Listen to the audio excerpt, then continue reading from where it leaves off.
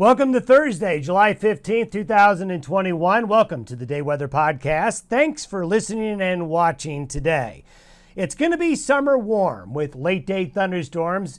For today and Friday, it's just going to be run-of-the-mill, very typical mid-July weather around here with warm temperatures, but no one's going to break any records, and you're going to have some areas getting late-day showers and thunderstorms. The next 2 to 3 days will just be summer.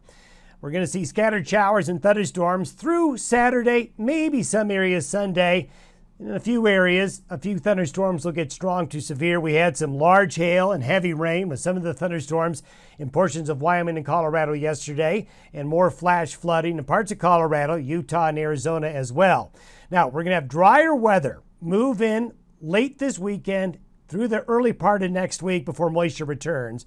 Going to take a look at the latest Drought Monitor, and boy, we're going to get hot again, especially for northern areas. So anybody listening or watching this podcast in northern Wyoming, Montana, especially Montana, or the western Dakotas, there's going to be another round of heat coming. It develops this weekend and goes deep into next week, while the southern areas, relative to average, won't be as hot. Here's the latest Drought Monitor. Now, this was updated on Tuesday morning, so this does not include rain that has fallen in many areas over the last couple of days, because in these really dark red areas here where the drought is so bad, there's actually been pockets of heavy rainfall.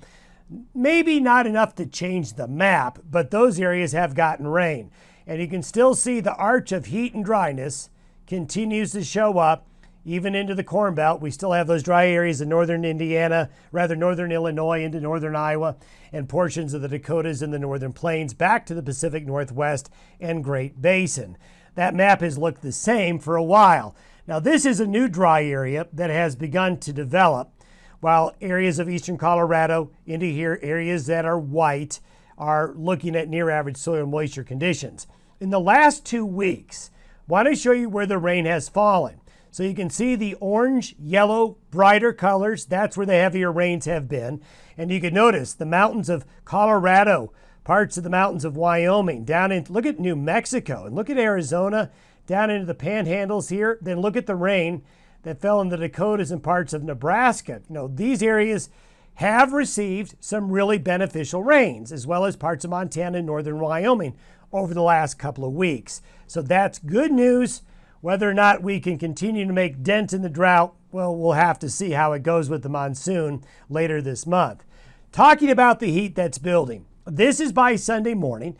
We've got a big high near the Four Corners, about over Grand Junction, and a nose of desert heat is going to get pushed into the northern and central Rockies.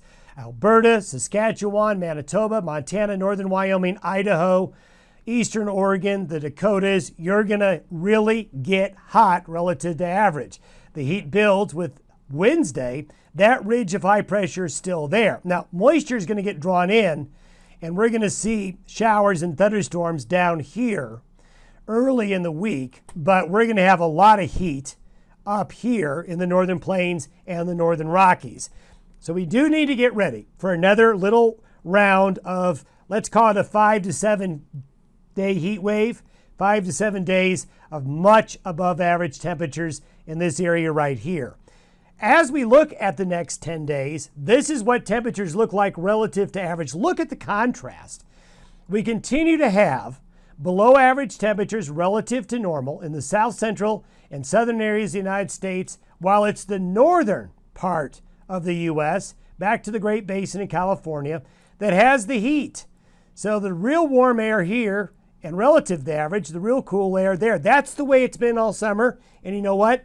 I think this arch of heat and dryness will be here for the rest of the summer as well, as we've sort of set up summer trends that look like they have some staying power.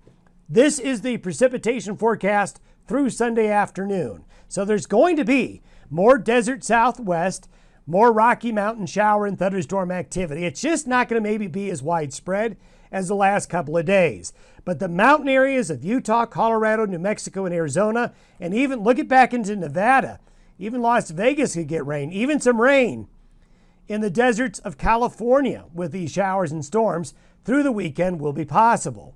Then looking further out, as we have been talking about for the last several days, The long-range forecast charts are still moving the high from the Four Corners to Kansas, Oklahoma, the central areas of the United States by next weekend.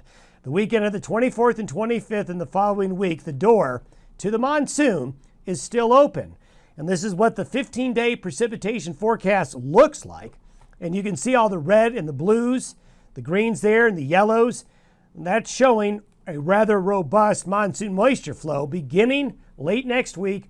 Really, it's going to be next weekend, I think, and the week of July 26th when it really comes on in just in time for Cheyenne Frontier Days. Don't forget to subscribe to the Day Weather YouTube channel. Have yourself a good